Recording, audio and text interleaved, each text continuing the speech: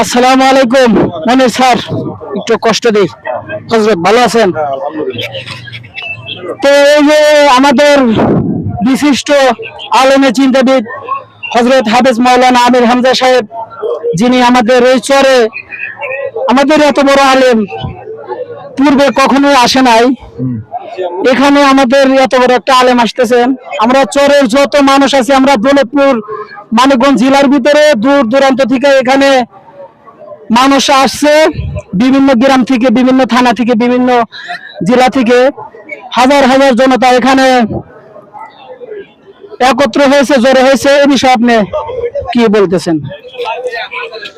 আলহামদুলিল্লাহ, আমির হামজা সাহেব বাংলাদেশের একজন সুনামধন্য আলেম। তিনি এখানে আসছেন আপনাদের এই চরের মধ্যে। আমরাও তার ওয়াজ শোনার জন্য আসছি এবং কি আইন শৃঙ্খলা রক্ষাকারী বাহিনী হিসাবে দায়িত্ব পালন করার জন্য আসছি। আমরা আশাবাদী যাতে সুশৃঙ্খলভাবে ওয়াজ মাহফিলটা ভালোভাবে হয় এবং কি সবাই শুনতে পারে এবং কি সেই অনুযায়ী আমল করতে পারে। আলহামদুলিল্লাহ, আলহামদুলিল্লাহ। ঠিক আছে, এই বলে আমি আমাদের মনির ভাই খুব সুন্দর কথা বলেছে। আল্লাহ মনির ভাইকে আরো আমাদের খেদমতে জানে, এরকম বিভিন্ন জায়গায় ওয়াজ মাহফিলে জানে এরকম আমাদের সেবা করার মতো তৌফিক দান করুক। জীবন বাইরে আল্লাহ নেক হায়াত দান করুক।